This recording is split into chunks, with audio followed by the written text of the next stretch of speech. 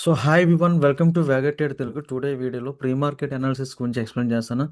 So first of all today కూడా మన importance అనేది డౌన్ టర్న్కి ఇంపార్టెన్స్ ఇవ్వాలి. సో రీజన్ ఏంటంటే మార్కెట్లో కంప్లీట్గా లోవర్ హైస్ అయితే క్రియేషన్ జరిగినాయి. ఇదంతా కంప్లీట్గా లోవర్ హైస్ అండ్ అలాగే లోవర్లెస్ ఉన్నాయి, బోత్ ఉన్నాయి కాబట్టి నో ప్రాబ్లం. క్లియర్గా డౌన్ ట్రెండ్కి అయితే సో ఇంపార్టెన్స్ ఇవ్వచ్చు. అండ్ సేమ్ ఎట్ టైం నియర్లోనే స్ట్రాంగ్ రెసిస్టెన్స్ చూడండి, ఇదొక రెసిస్టెన్స్ అండ్ అలాగే ఇదొక రెసిస్టెన్స్ ఉంది కాబట్టి సో మార్కెట్ అయితే క్లియర్గా డౌన్ ట్రెండ్కి ఇంపార్టెన్స్ ఇవ్వచ్చు. బట్ ఎంట్రీ ప్లాన్ చేయాలంటే చూడండి, ఇక్కడ రిజెక్షన్ జరిగినా సరే ఎంట్రీ ప్లాన్ చేసుకోవచ్చు.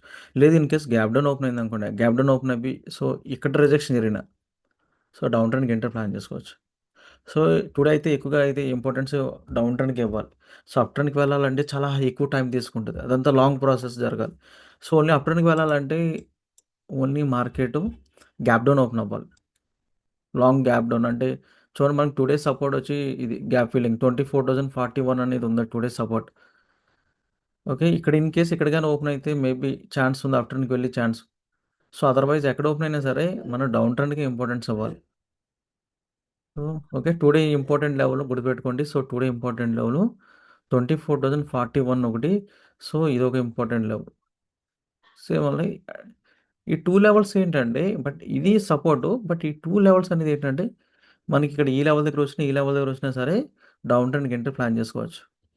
సో అండ్ బ్యాంక్ నిఫ్టీ చూద్దాం. సో బ్యాంక్ నిఫ్టీ అయితే సో నియర్‌లోనే సపోర్ట్ ఉంది కాబట్టి దీన్ని అవాయిడ్ చేయొచ్చు. బట్ రిఫరెన్స్ పర్పస్ కోసం మనం దీన్ని చెక్ చేసుకోవచ్చు. అండ్ రిఫరెన్స్ మీన్స్ ఏంటంటే ఇప్పుడు నిఫ్టీ, బ్యాంక్ నిఫ్టీ సేమ్ డైరెక్షన్‌లో ఉందంటే మార్కెట్ ఎక్కువగా ప్రాబబిలిటీ ఉంటది ఒకే డైరెక్షన్ వెళ్ళడానికి. సో బ్యాంక్ నిఫ్టీది అండ్ అలాగా అండ్ యస్టర్‌డే ఎంట్రీ చూడండి. యస్టర్‌డే అయితే స్టాప్ లాస్ అయితే హిట్ అయింది చూడండి యస్టర్‌డే ఎంట్రీ. బట్ గుర్తుపెట్టుకోండి, స్టాప్ లాస్ హిట్ అయినా, టార్గెట్ హిట్ అయినా సరే ఒకేలా తీసుకోవాలి. బట్ వాలిడ్ రీజన్‌తో అయితే ఎంట్రీ ప్లాన్ చేయాలి. సో చూడండి, యస్టర్‌డే ఎంట్రీ ఇది. సో నేను తీసుకున్న ఎంట్రీ.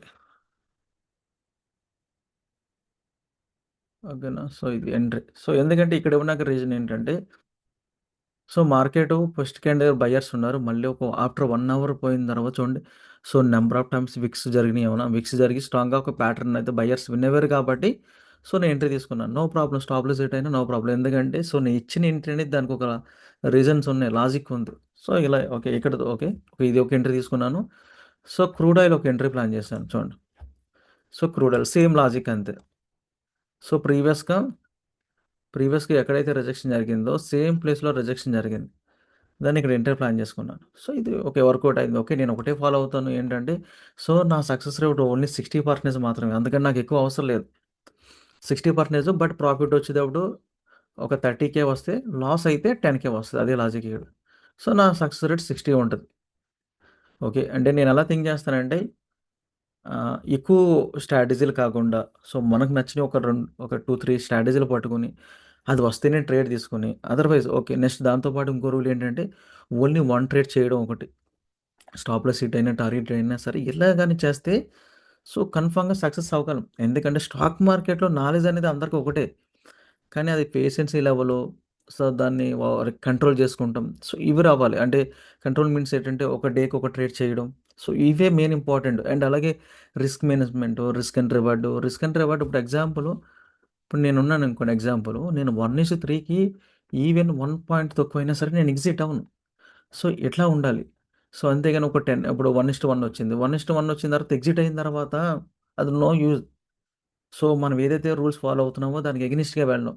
సో ఒకటి నేను ఫాలో అయ్యే రూల్స్ ఏంటంటే 1:3 అనేది ఇది పక్కాగా ఫాలో అవుతాను. సో దీంతో పాటు only one trade, either loss or profit. And నా స్ట్రాటజీ వస్తేనే నేను చేస్తాను. అంటే నేను అనుకున్న రీజన్‌తో వస్తేనే చేస్తాను. అది వెళ్ళిపోతుంది లేదా డౌన్ అయిపోతుందని ఎప్పుడు కూడా ట్రేడ్ అయితే తీసుకోను. ఈ రూల్స్ అయితే నేను ఫాలో అవుతాను.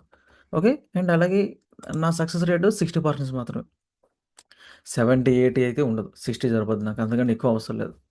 సో మీరు ఇలా గాని చేస్తే మన క్యాపిటల్ ఏదైతే ఉందో, అంటే ఈ రూల్స్ గాని ఫాలో అవుతే సో చాలా హ్యూజ్ అమౌంట్ వస్తది మంత్ ఎండింగ్‌కి. సో నేను ఫాలో అయ్యే రూల్స్ ఇవే. సో ఇప్పుడు ఎగ్జాంపుల్, హ్మ్. ఈ మార్కెట్ ఉంది. సో ఏది yeah! So Monday market work out అయింది. సో ఇక్కడ ఎంట్రీ తీసుకున్నాను. ఇది స్టాప్ లాసు.